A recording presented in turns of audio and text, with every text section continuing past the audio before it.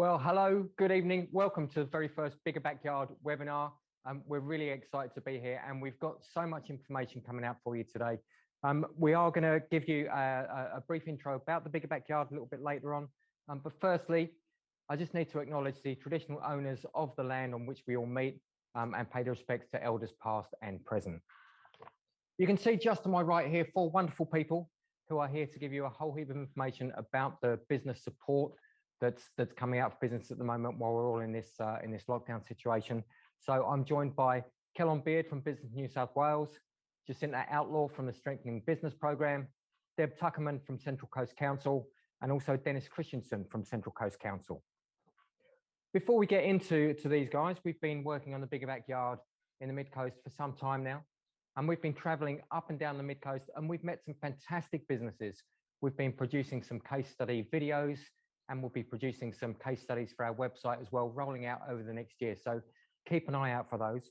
But let's begin by looking at one of the businesses on the Mid-Coast with our very first Bigger Backyard case study video.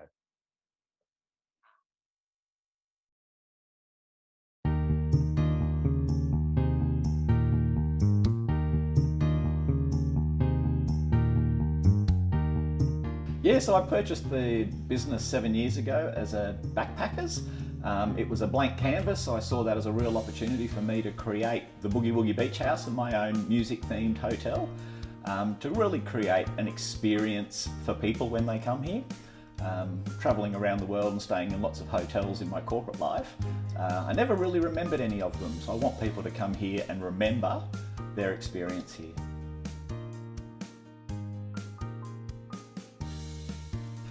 Probably like live music.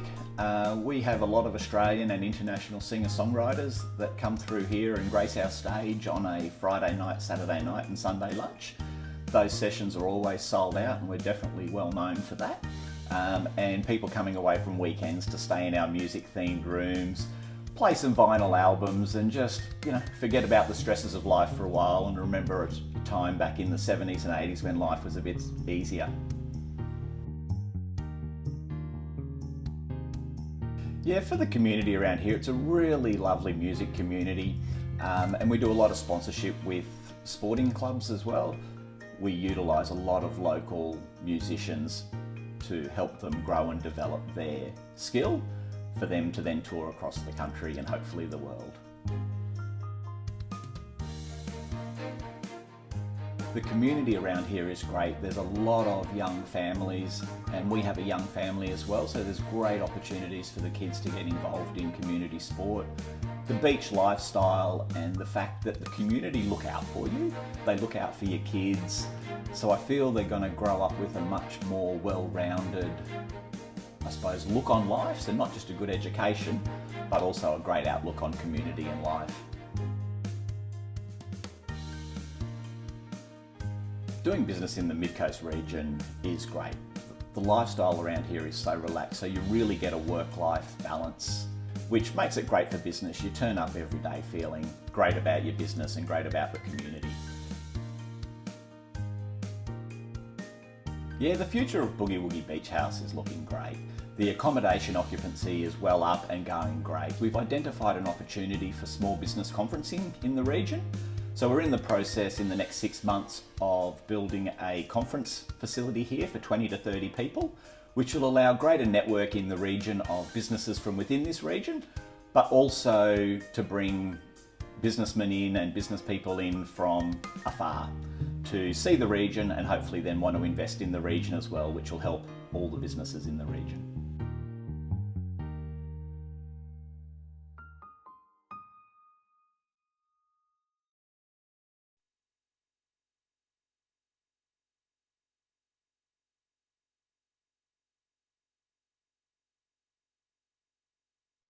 Okay, slight audio issue, so very, very sorry. Kellon, from Business New South Wales, the Regional Director, joining us today to talk about Business New South Wales and the support that's available. Kellon, how are you? I'm good, thanks, Paul. Awesome, thank you so much for joining us. I suppose the first question is, what is Business New South Wales? Is it a government agency? What is it that you do? No, it is often thought of as that, but it's certainly not. It's a member-based organisation. It's the second oldest business in Australia, the oldest being Westpac. So we've been around for over 195 years. We are definitely a member-based organisation, so we are owned by our members. We're just quite a large organisation. We are a non-for-profit, although we do have some for-profit arms. We have our own law firm, which provides legal advice to our members. And we also have a number of recruitment agencies that bring in income for the business that goes back into supplying services to the members. And we also have a substantial membership. We have over 30,000 members across Australia. So we operate right across Australia in every state and territory. We also have offices in New Zealand and other parts of the world. So depending on what your needs are, we can help you. As a member of Business Australia, which is our membership arm, you can get access to free services that can assist you in your business. And what sort of support is available with those free services, Callum? What kind of assistance can we get as business owners? One of the things we do have is an advice line. This is staffed by tertiary qualified industrial relations specialists. And they take on average about 400 calls a week. And they assist businesses with award interpretation, any issues to do with employing people at all from right across Australia. So as a free member of Business Australia, and it is free to join, you do get limited access to those services. If you want more access, the easiest way is to join a local chamber, and we have a number of local chambers here on the MidCoast that are always looking for members and provide a great service. So if you join one of those, because we have an alliance with them, you can get additional access to the advice line. You also get emails from us with updates on what's happening around the area. You get input into our lobbying and advocacy and a number of other services. So as a member of a chamber, does that mean I'm automatically a member of Business New South Wales and I can access those services? You have to opt in, but once you've opted in and it's no cost, you certainly can get access to those. We don't sign you up automatically. You do have to opt in, but once you opt in, those services are available to you free of charge. And if I wanted to access those services, Callum, if I needed some help with something, how would I go to Business New South Wales? You can ring. We have a hotline, 132696. All you do is ring the lovely Stella or one of the other operators, and they can put you through to anyone that you need to talk to get the assistance you need. That's fantastic. Is there any support at the moment for businesses who are struggling with the lockdown that Business New South Wales can offer? There is a lot. I had a call today from a lady that's operating a business out of Queensland. She's got staff in New South Wales and Victoria, and she hasn't been able to find anyone that can assist her with her situation. I was able to ring one of my contacts within Service New South Wales, get the relevant information to her, and then relay it straight back. So that service is available. I'm there, based in Port Macquarie. I look after the Mid-North Coast from Foster to Algooga, so I'm there to assist any business that needs it as well. And presumably you have a great deal of communication with chamber presidents. So if somebody in the Mid-Coast area were struggling and they were talking to their chamber president, a chamber president could easily put them in touch with someone at Business New South Wales to help. That's right. We have regular catch up with the chambers. We had one last week with the federal member for Lyme, Pat Conahan. We're having one later this week with the Small Business Commissioner, the Small Business Minister, Damien Tudorhope. So there's a lot of information that we get out to our members and through the chamber movement. And listening to you talking about meeting with the members, clearly you work as an advocate for business as well. So you can take business issues to government agencies, is that correct? Yes, we do. I'm part of the Policy and Advocacy Division, and my boss in Sydney and the team down there, they meet with Treasury on a daily basis. They talk to them on a daily basis, and they take the feedback that we have and the issues that we're facing up with them. So a lot of the changes you've seen recently, some of those are down to us just lobbying. A few weeks ago, there was a health order that required everyone to work from home. And that was, when we saw that, we believed it was a mistake. in the drafting. So we got onto Treasury and to Health, and we got the order changed because it was a mistake. But at that stage, you could face a $10,000 fine if you had anyone working in an office. It's great that we've got an organisation such as yours there working for us, and we, as business owners, we can't get to those levels of government. So, on behalf of business owners, thank you, Kellon.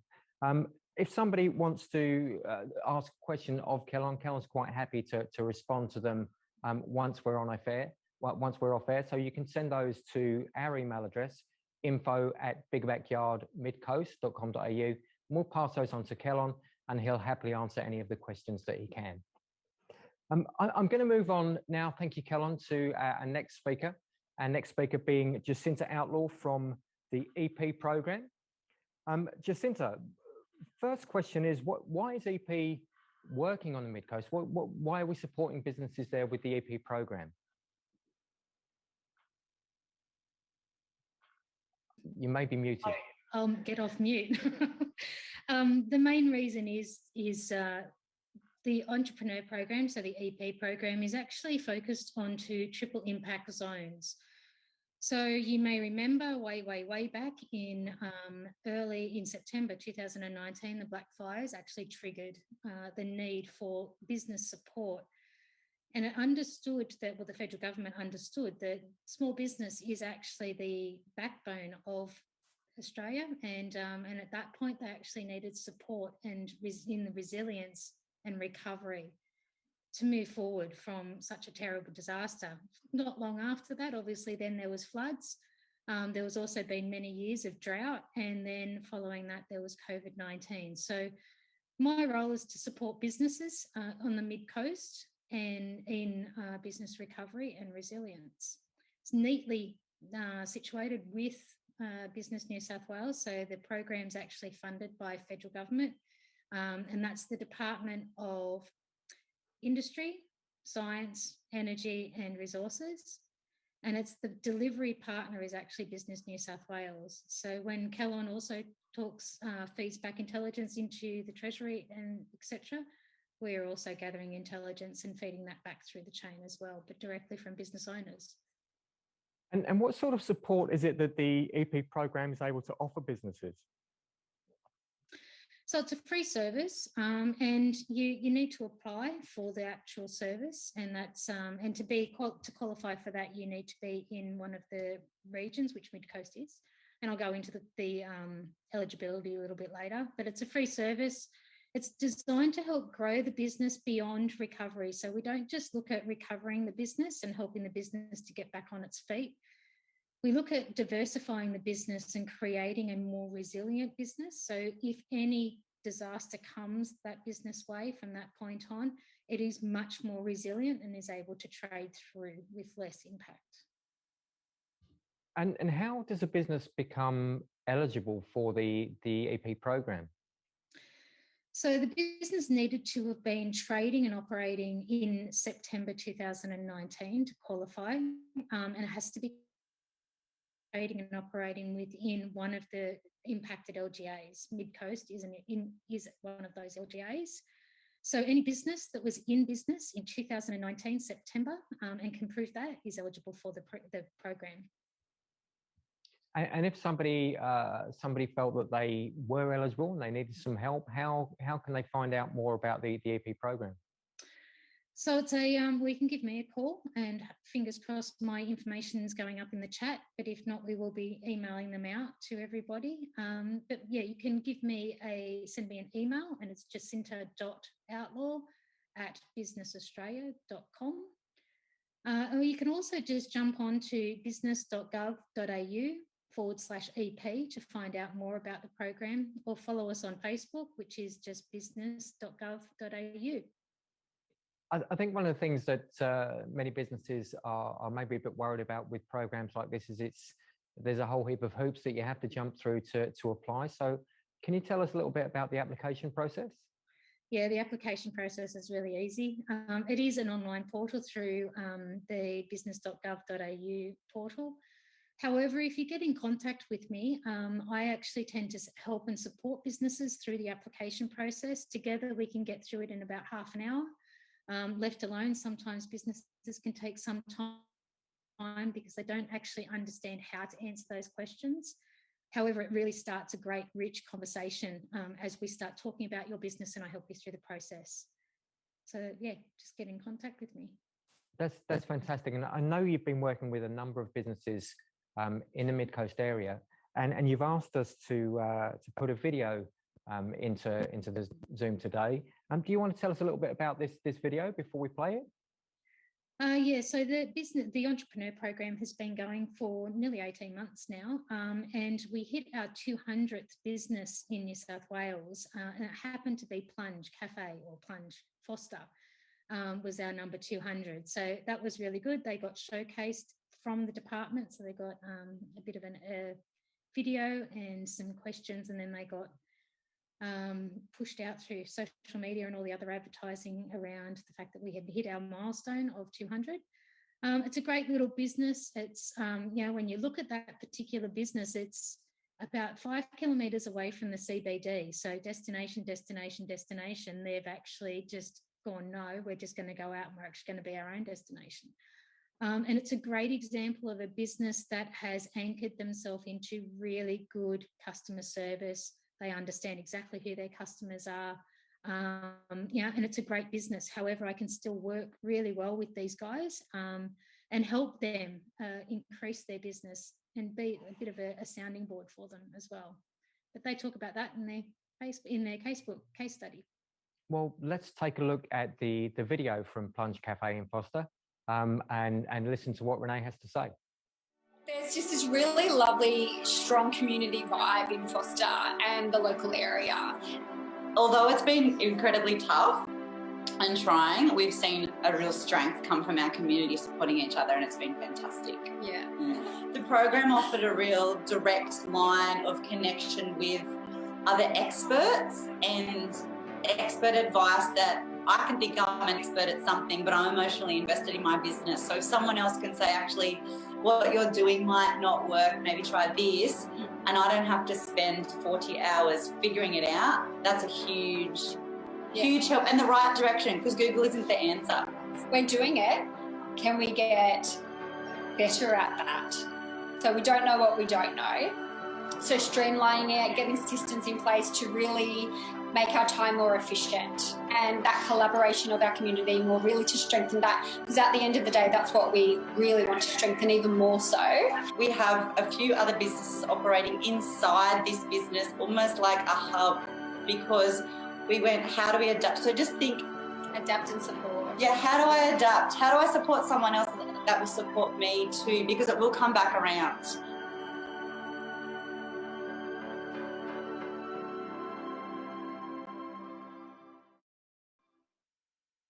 What a great little video that is. It's fantastic to see that you're able to make a difference there in the MidCoast Youth Centre.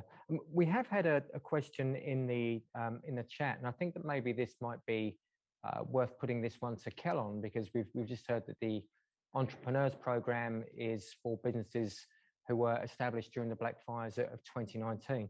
The question, Kel, is what support is available for business owners that have businesses that started after 2019, and if this is something that we can't answer fully now, then we can certainly get that out as an email to the participant that's asked that question. Is there any support that you're aware of, Kellen? There is certainly government support for businesses being affected by COVID, depending on their circumstances. But if they, as you suggested, Paul, if they'd like to shoot me an email, I'm more than happy to look into it for them and get back to them with some information to assist. Thank you very much, Kellen. You mentioned that there is some assistance from the government for all businesses, not just businesses who have opened since 2019. Unfortunately, Service New South Wales weren't able to join us today. As you can imagine, they are incredibly busy processing a huge amount of applications for business grants and for the JobKeeper program. So they're working really hard, but they have sent us a 10-minute video from a webinar which talks about a lot of the changes in the business support that's come across in the last few weeks. We're 11 weeks into lockdown now, and things have been changing quite rapidly. Often it's very difficult as a business owner to stay on top of what the current support is, and Service New South Wales are absolutely there to help. So hopefully this video will help you get across what support is available. If we can just play the video, please, Tim. My name's Katharina Bohr and I'm from Service New South Wales for Business. I'm here to provide you with an overview of the grants and payments available under the COVID-19 Business Support Package. The New South Wales Government has a range of supports to help businesses affected by the current COVID-19 restrictions. If you want to apply for financial support for your business, I'd encourage you to visit our website at service.newsouthwales.gov.au. Information on the supports, including eligibility guidelines and frequently asked questions, is available on our website. We appreciate the challenges that businesses are facing and know that businesses are distressed. We're doing everything we can to support you at this time and are moving to process applications as quickly as we can. We're currently experiencing significant call volumes, and our call centre and business concierge teams are taking longer than usual to respond to our customers. So it's a good idea to go to our website to find the information you need. If your employees need support because they can't work due to COVID restrictions, please refer them to Services Australia.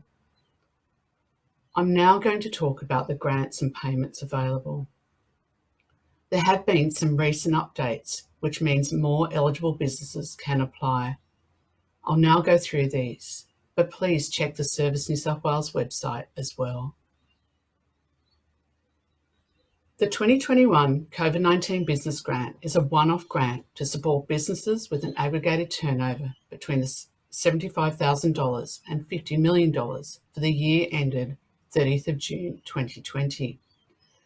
There are 3 different grant amounts available depending on the decline in turnover your business experienced over a minimum 2-week period from the 26th of June 2021 to 17th of July 2021, compared to the same period in 2019 or 2020, or the 2-week period immediately before lockdown commenced. That is, the 11th to the 25th of June 2021. The grant amounts are $7,500 for a 30% decline, $10,500 for a 50% decline, or $15,000 for a 70% decline. If your business does not meet all of the eligibility criteria, you may be able to apply for the grant if you can provide evidence to support the alternative circumstances outlined in the guidelines on our website. The purpose of this grant is to provide cash flow support for the first 3 weeks of the current lockdown. Please note that non-employing businesses such as sole traders aren't eligible to apply for this grant if individuals associated with and deriving income from the business received a Commonwealth COVID-19 disaster payment between the 26th of June and the 17th of July. As I've just mentioned, the COVID-19 Business Grant is for the first 3 weeks of the current lockdown. The JobSaver payment is to help with costs incurred from week 4, that is, the 18th of July 2021. JobSaver payments are to help businesses to survive, maintain relationships with their employees, and be in a position to trade when restrictions are lifted. Recent changes to JobSaver means that more businesses can now apply for support. JobSaver is for businesses with an annual turnover between $75,000 and $250 million, a large increase from the previous cap of $50 million, and who've experienced a decline in turnover of 30% or more due to the public health order over a minimum 2-week period that commenced on the 26th of June 2021, compared to the same period in 2019 or 2020, or the 2-week period immediately before lockdown commenced. Remember, if you've successfully applied for the COVID Business Grant, you will still need to apply for JobSaver. JobSaver provides fortnightly payments to help maintain employee headcount, as at the 13th of July. The payments are based on 40% of a business's weekly payroll and range from $1,500 to $100,000 per week, a significant increase from the previous weekly cap of $10,000 per week. Non-employing businesses can receive a $1,000 weekly payment. There are guidelines on our website to help you calculate your payroll amounts. And remember, your employees can still receive the Commonwealth COVID-19 disaster payment if you're receiving JobSaver. The Micro Business Grant is a fortnightly grant of $1,500 for small businesses or sole traders with a turnover between $30,000 and $75,000 for the year ended 2020, and who experienced a decline in turnover of 30% or more over a 2-week minimum period during the current lockdown, compared to the same period in 2019 or 2020, or the 2-week period immediately before lockdown commenced. The grant can be used for business costs incurred from 1st June 2021 and for which no other government support is available. There are a couple of important things to consider before applying. If you commence trading after July 2020, you may be required to provide an alternative comparison period or alternative supporting evidence. This supporting evidence may be a letter from a qualified accountant or a business bank account statement. Non-employing businesses are not eligible to apply for this grant if anyone associated with the business or who derives income from it has received the Commonwealth COVID-19 disaster payment. However, for employing businesses, your employees can still receive Commonwealth COVID-19 disaster payments if you receive this grant.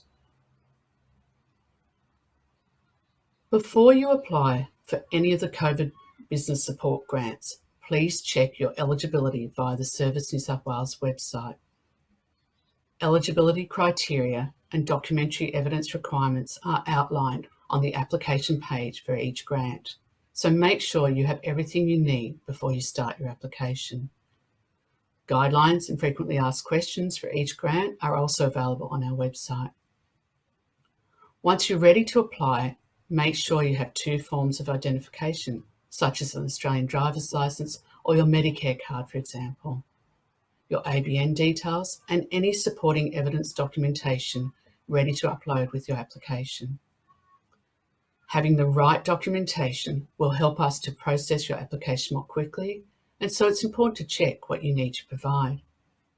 As a first step, you'll need to set up your My Service New South Wales account if you don't have one already. Once you've logged into your My Service New South Wales account, you'll be able to access your business profile. A business profile makes it faster and easier to transact with the New South Wales Government, and you'll be able to follow the progress of your application. You'll need to provide evidence of your business's annual turnover and loss of income. You may be required to provide this via a letter from a qualified accountant, registered tax agent, or registered BAS agent, using the template on the Service New South Wales website, or a business bank account statement, or a business activity statement, or an Australian income tax return or notice of assessment. For the micro business grant, you can also use the following: a profit and loss statement from an accounting software for a minimum 3-month period during the 2019-20 financial year, and one of the following documents: an annotated personal bank statement for the same minimum 3-month period, or a 2019-20 personal income tax return. We've been working closely with accountant and tax practitioner peak bodies so they understand what the evidentiary requirements are, and this means they can help you to receive your payments as quickly as possible. You'll also need your banking details for payment. For both the business grant and the micro business grant, you can't save and resume your application once you've started, so have everything ready before you begin. For the JobSaver payment, you can save and resume your application, but if you haven't submitted it within 7 days, any details you've entered will be deleted. And please note, if your application is successful, you may be audited in the future, so please keep all your documentation. And we're back. There's so much good information there from Service New South Wales. And all of the guys that we have with us are across all of that information. So they can introduce you to the right people to help you if you have any of those issues. We are going to come to Deb Tuckerman from MidCoast Council next. Deb, do you just want to introduce yourself and tell us what you do at MidCoast Council? Sure, Paul. So my name's Deb Tuckerman. I'm the Manager of Growth, Economic Development and Tourism. So in my area, I have 5 areas. I have economic development, I have destination management, or in other words, tourism, event management. So that's our staff approve events, local events, and also provides administer funding support for people wanting to put on events in the area. I also have the Manning Regional Art Gallery under my area, and also the Manning Entertainment Centre. So a lot of those services have been impacted the same as a lot of businesses across the area. We've had to shut visitor centres, entertainment centres, galleries, etc., and really adapt to the current conditions. Yeah, there's definitely a lot of adaptation that businesses are having to make, and there are a lot of businesses that are doing it tough at the moment. So I suppose that one of the most important questions is there any hardship assistance from the council at all for businesses? Yeah, look, we care about, your business, and we do have a hardship policy for those that are finding it difficult to meet rates and other payments. So I'd really encourage businesses that are struggling to pay their rates on time, etc., to contact us. And probably the easiest way of doing that is really to email us with your inquiries, and the best email is just the council@midcoast.nsw.gov.au. And that's something that can be dealt with. It doesn't have to be dealt with by you. It's a simple process that can be dealt with by just that email address. Absolutely, yeah. There are forms online, but it's probably best to pop an inquiry through the email address, and we can make sure that you're filling in the right forms and we direct you to the right place. And obviously, council is in the same lockdown situation. I would imagine that most council employees are working from home, so we'd encourage businesses to use the online services, Yes. and they won't be able to get a face-to-face service at the moment. Is that correct? Yes, that's correct. So people can they can still phone us. So I'll give you the general number. It's the 7955 7777 number, or email us. And obviously, if people have direct contacts with staff in terms of emails and phone numbers, all of those staff are still available. Fantastic. And one of the things that you mentioned is the tourism businesses, and tourism is such a big part of the Mid-Coast economy. So what support is there from the council for those tourism businesses? Well, I just, I was sort of thinking about it, and we obviously have a lot of tourism businesses in our area. It's a really major industry and it has a lot of flow-on effects. So if you're a tourism business and you're looking at ways to improve your marketing, for example, with social media, and I'd really invite you to speak to my destination management team. It seems strange, but in a lot of cases, it's actually a good time to be engaging with a lot of customers via social media, as a lot of those people are at home and have time to do research. So, our destination management team who are helping to promote the area are having to change the way they are doing things during COVID, and they're more than happy to share their ideas and provide you with the information and advice. So we'll provide you with the details of the tourism email address and send that out to everybody. So yeah, so please just be in touch. That they've got a lot of information that they can share. And the council has a tourism brand with Barrington Coast. How does a business get involved with that Barrington Coast brand? Yep. So we really encourage businesses to sign up to our Talking Tourism newsletter.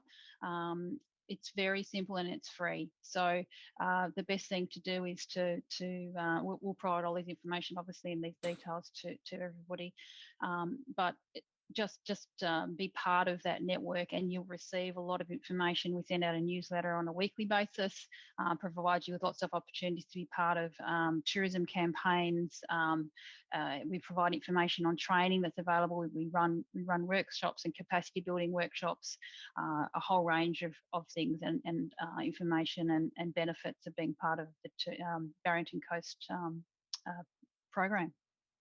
And of course, those benefits to tourism businesses flow into the rest of the economy as well, as we get more visitors into the area that bring the dollars in. Eventually, when they can come back. When they can come back, yes. Let's hope it's not too long. What other programs does the council have that's maybe supporting local businesses in the area? Yeah, well, I suppose in the absence of visitors being able to come into our area, and obviously we're still putting information out there to those prospective visitors and telling them what a fantastic this place is, and that they should visit us when they're able. We're also doing a lot of work to encourage more people to shop local whenever possible. So we have a program called the Shop MidCoast gift card program, and it's also supported by MidCoast Business Chamber, and it's really about trying to get people to buy local when they can. So it's a gift card. You can buy it for birthdays, Father's Days, Christmases and things like that. So you can buy those sort of cards now and have them ready for when we open back up again, and people can start selling those, redeeming those in a variety of stores. And Dennis, I think we're up to around 250 stores that we have right across the area. It might even be more now, and a whole variety of places that you can spend your money. So it's a really great place, a good way to support local businesses. And I've heard that there's several businesses that are using it as a staff incentive, which is a really nice way of doing it, to give your staff a gift card that can be spent in the local area. And if somebody's looking for a business that accepts a Shop MidCoast card, what should they be looking for? Again, with what you might have seen, some of the publicity, but there's a big heart. The card is very, very easy to recognise, and of course, it's about sharing the love in our local area. All of that information is available through council's website. That's fantastic. And I know that Dennis has been doing a fair bit of work and going around talking to businesses about the Shop MidCoast card. And we're going to come to Dennis next. Dennis, the first thing that I wanted to ask is, can you explain to me a little bit about what your role is within the council? Yeah, I'm the go-to, I suppose, a concierge type role. I seek out information for all the businesses where they need it, whether it's with the other services, government or support groups. The gift card program is my little pet project, I suppose. It's nearly around 300 businesses now, Deb. And we turn one tomorrow. So it's been a successful first year through troubling times. But yeah, people can contact us through or contact me through business@midcoast.newsouthwales.gov.au and ask any question they like, where they need assistance, or if I can seek out where they may find that assistance with the other groups. I'm happy to respond to that. Or call 7955 7777. Again, shoot my name out there and I'll assist them with direction as far as getting through the minefield, which is government or council, or seeking out where you may get assistance during these tough times. So I'm a bit of a shoulder, and I'm happy to be that person to anyone that needs it. Dennis, if a business is interested in accepting the Shop MidCoast card, how would they go about that? What's the process to be able to accept the cards? Yeah, quite simple. Only rule is you must have your own FPOS facility. You contact myself, and I can hook you up over the phone in about 5 minutes, and then it's a friendly call out, and takes you about 20 seconds in your business to get you on the program. So we are sitting around 300. We hope to build it to around 500 businesses throughout the LGA over the next 12, 18 months. And the more the merrier, basically. But it's been a nice little tool through some tough times. So yeah, very happy with it. And that's fantastic. And we mentioned earlier that some businesses are using the cards as incentives. So how would a business go about getting some cards for their staff if they wanted to load up $50 or something like that? What's the process involved in that? So there's a couple of ways. We've got there's about 23 what we call loading stores, which are also local businesses. You can go in there and purchase the cards, or you can get the details off our website and purchase them directly from Leaf Town, who are the manufacturers and owners of the card. So who we purchase them through. So you can purchase them direct, and you can find all that on our website. That's fantastic. One of the other things that I've heard about, Dennis, is Vibrant Spaces. What can you tell me about Vibrant Spaces? What is that program? The Vibrant Spaces is our CBD areas. It's the activation of our footpath spaces. It's been a real positive through COVID, especially where with restricted gatherings and space, we allow your business we give your business more floor space. So it's free. It's about having someone in your business before they enter the front door, which is increases spending. It's about our CBDs being more community and friendlier places to be. And we now sit around 290 members in that across the LGA in our CBDs. Funnily enough, through our toughest period, the last sort of 12, 16 months with COVID, there's a lot of people have jumped on board with that and really seen the benefits of it. So again, contact me straight away. It's free and there's no restriction if you're in the CBD areas. It's just a couple of guidelines to follow that help community move freely in those spaces and benefit everyone. But it is a nice little free add-on tool for your business again to help you hopefully make a few extra dollars. So I'm correct in assuming that there's no DA application to be able to put things on the footpath. It's how much paperwork is there involved in something like that? Paperwork is probably about 10 minutes, 5 minutes to fill out the form online. And all you need is to have $20 million public liability to cover your use of the footpath space, which most businesses today have that amount. It's pretty standard. So the no DA, everything you put out there is technically removable. We police it in a very relaxed and informal way, as long as you're following the guidelines. And there's been some remarkable stories and interesting bits and pieces put out on display and different ways that people bring people into their business over the last 3 years. So it's really good program. And it's really refreshing to hear that you're making that such a simple process for businesses. That's absolutely great.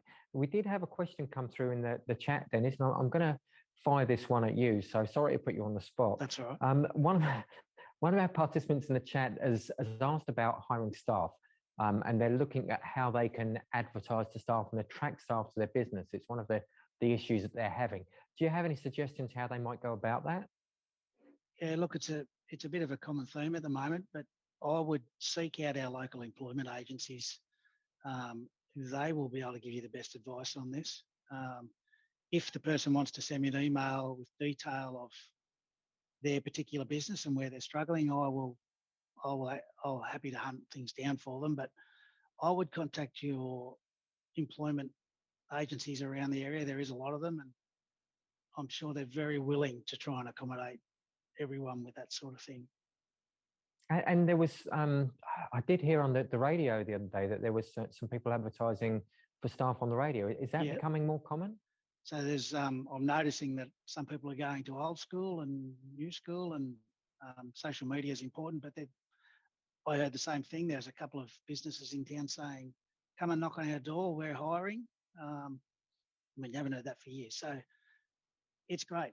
If you're looking for a job, make an effort to seek it out. And if you're looking for people to work for you, try all avenues. It's certainly, it's a little bit different time out there at the moment. And if somebody wants to find out more about the employment agencies in the area, if they're struggling to find them, they can reach out to you via the business email, and you'll be able to point them in the right direction? Yeah, reach out and I will certainly seek them out for them, no problem. Fantastic. Thank you so much, Dennis. Can I just add one thing, Paul? Sorry. Absolutely, of course. Just while we're on the line, a lot of the advice at the moment is directing people to Service New South Wales. They are really busy. They are advising us that please leave a message and they will come back to you. They've got a great concierge service. They will get back to you. Just be patient. I contacted them the other day on something and I was number 1300 in the line. So just bear that in mind, leave your message, leave some detail, and they will provide you with excellent service. So if I can just add that into the listeners, it'd be great. Yeah, fantastic. Thank you, Dennis. And I know that Deb just wanted to finish up with the council section, just to tell businesses how to get in touch with yourself. And also I understand there's a newsletter, Deb, is that correct? Yeah, that's correct. I just wanted to reiterate that all the people who you've seen tonight, including the representatives from Service New South Wales who couldn't join us, but we all work very closely together, Paul. So Kellen and Jacinta and Council, all of the agencies, the Chambers of Commerce, we work really closely. So if you contact us and we're not the right person, we will put you in touch with the people that you need to speak to. So I'm really encourage you to call Dennis and call my economic development team. And I think Dennis has provided you with that detail. But basically, the best thing is probably via the business@midcoast.nsw.gov.au email address or council's general number, which is 7955 7777. But we have actually just launched a new e-newsletter, which is just a very simple business update newsletter. And we've done that in the last couple of weeks in response to the current stay-at-home orders that we're under. And we're pumping as much information out to the business community as we can when we come across any form of assistance. Information on the bigger backyard, Paul, we've provided a lot of information in the last edition about that program, which is being launched now. So we'll send you all the details how to register for that, and then you'll have anything that we come across, we'll shoot out as soon as we can. Thank you so much, Deb. That's absolutely great. One of the things that has been surprising to me as we've been working through the bigger backyard is the number of businesses that there are in the Mid-Coast region, and the huge variety of businesses in the Mid-Coast region as well. And I know that that Jacinta's been looking at some stats on the Mid-Coast business community, and I think it might be interesting to hear some of those stats from Jacinta. Did you want to share, Jacinta, some of the stats around the number of businesses that we have in the Mid-Coast? Yeah, and just as Deb was saying, all four organisations are here to support the economy and therefore then actually supporting the businesses. So to put that in context, the Mid-Coast is home to 94,395 people. It supports 28,534 jobs. And we have around about 6,854 businesses. That churns out an economic output of 8.8 billion per year. So putting the Mid-Coast in context like that is very important. And then also understanding that at the moment and over the last few years, we've had years of drought. September 2019, we had the summer fires. We had the floods at the beginning of 2000. We had the first lockdown in March 2020. Sydney and Greater Sydney went into lockdown again on the 18th of June 2021, which was the majority of our visitors to the region. 23rd of June, stay-at-home orders were issued for Greater Sydney, Blue Mountains, Central Coast, Wollongong and Shell Harbour. 5th of August, Cessnock, Dungog, Lake Macquarie, Maitland, Muswellbrooks, Newcastle, Port Stephens and Singleton went into lockdown. 9th of August, Tamworth, Ballina, Byron and the City of Lismore, Richmond Valley Council went into lockdown. And then finally on the 14th of August, Regional New South Wales went into lockdown. And on the 26th of August, it was extended for a following 2 weeks to be lifted, hopefully, on the 10th of September. Now, when we look at all of the businesses that are actually closed down during that lockdown or have been forced into some form of restricted trade, we've actually got at least a quarter of our businesses in that bucket where they've been either closed down or restricted. So support is here for all of those businesses, and reach out at the first point of call with the local council and the economic development team, Service New South Wales, Business New South Wales and the Entrepreneur Program. Thank you. And it's really important with that number of businesses and that number of people impacted that we have these chats and we're able to show people where they can access that support. And part of the Bigger Backyard program came out of wanting to provide a level of resilience around the business community in the Mid-Coast. I know that in the fires, there were many businesses that were disconnected, supply chains were disrupted. There was a whole heap of things that made it very, very difficult to be in business because we weren't connected with the people that brought our products into the area. We applied for the funding for the Big Backyard through the Mid-Coast Chamber, and we received that from the Australian government and the New South Wales government. And Bigger Backyard is a program that Business New South Wales has run out in a couple of areas. So, Kellen, can I come to you and just tell me a little bit about the history of the Bigger Backyard program and how it came about? Yeah, certainly, Paul. We commenced at Northern Rivers. We ran it out there and it was very successful. We got a lot of businesses to sign up and commit to spending locally. And then it was run out again on the Central Coast. And again, it was extremely successful. So when we looked at the damage that was done through the floods and the fires to the Mid-Coast, we thought it was a good opportunity to do it here so we can increase business between businesses across the Mid-North Coast. And on the surface, the Bigger Backyard is a simple connection tool. There's a website and an app where businesses can register and then go and search for another businesses. But when you look at it in a broader context, what we're actually looking for businesses in the Mid-Coast to do is to bring a purchase that they may make elsewhere back into the Mid-Coast region. And this is just a tool to help them do that. That's the program is about local business and trading together, isn't it, Callum? It certainly is. There's a lot of purchases in goods and services that are made out of the area. And there's, in a lot of cases, no good reason why they're not made locally. It's just that businesses aren't aware of other businesses that are available. And the app will allow them to find those businesses and consider them when they're making their purchasing decisions. Absolutely. And you may be a restaurant in Old Bar, for example, and not aware that there is a local herb grower in Gloucester. But this app will connect those two businesses and allow you to make those trades locally instead of having to go out the area. And the benefits of that, Callum, keeping that money in the local economy, they would have to be huge, wouldn't they? Yeah, it certainly is. It has a multiplier effect, and that's what we need at the moment with the tough times we're facing.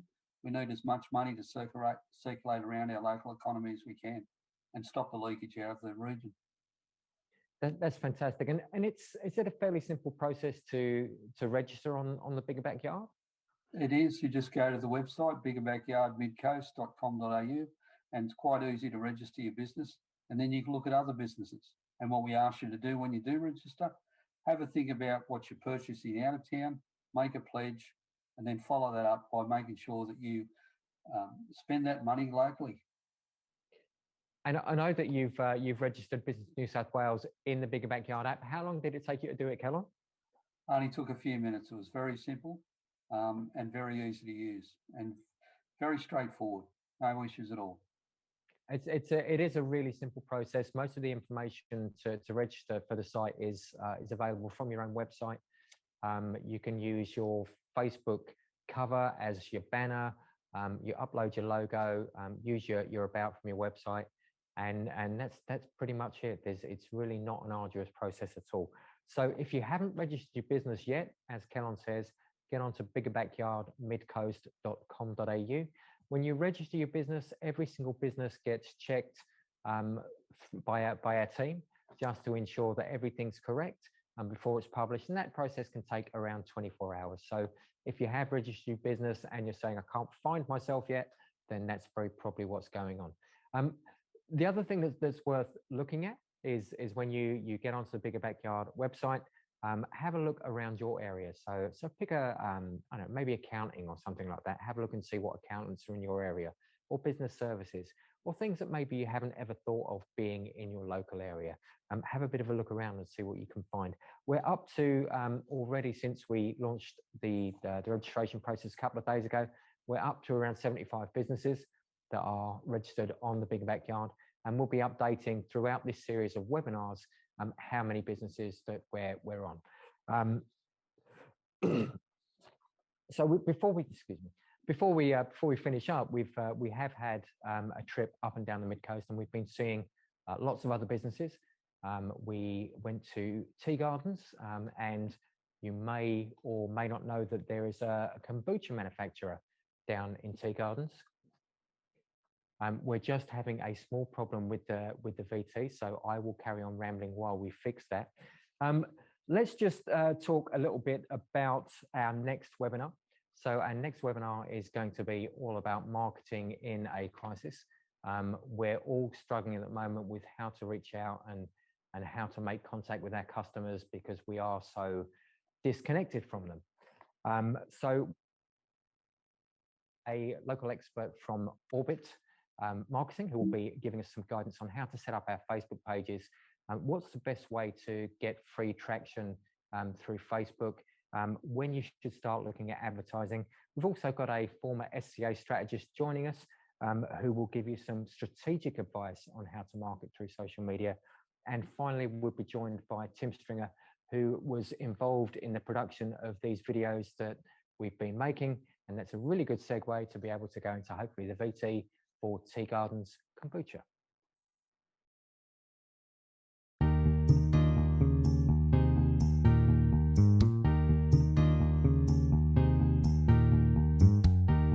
Well, we've been here since 2013.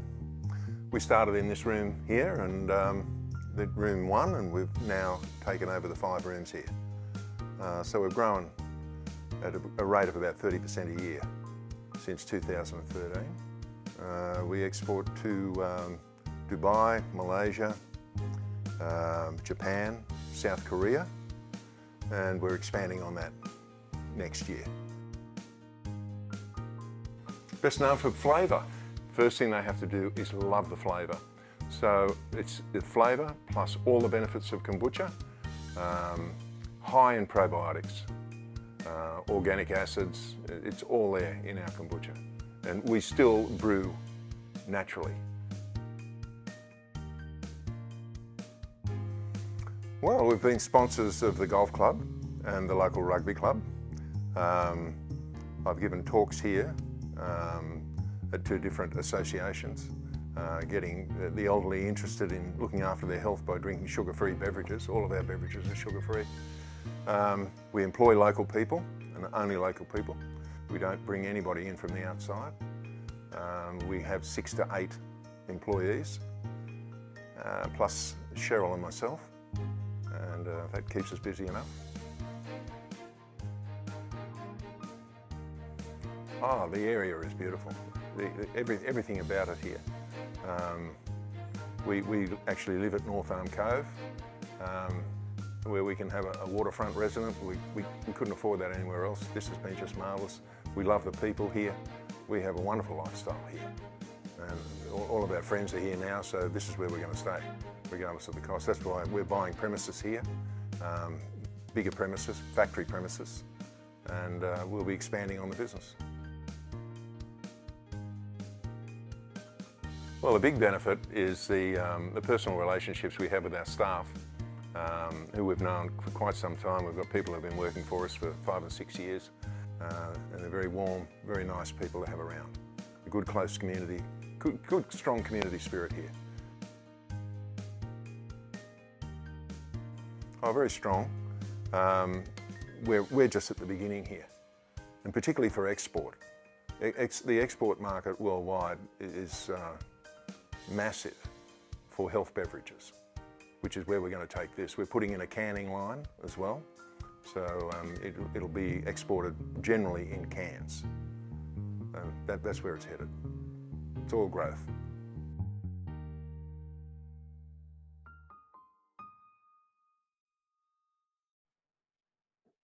And that was another thoroughly enjoyable day we spent down in Tea Gardens at Tea Gardens Kombucha.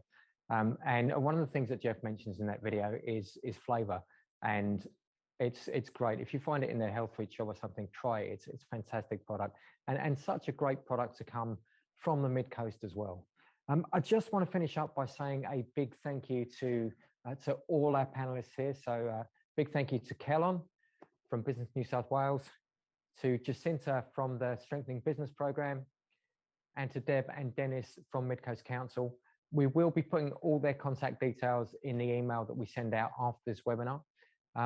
For those people who maybe didn't make it, the webinar will be available on demand, so you could be watching us later and we'll never know. Other than that, I hope you're able to join us again on Thursday. We've got an early start on Thursday for all you early birds, and we'll be going through the marketing support in a crisis, so explaining to you, as we said, how to get the best out of your marketing in this current environment and stay in touch with all of your customers. So thank you very much to everyone for being here on our very first Bigger Backyard webinar, and we hope very much to see you next time on Thursday. Thank you very much.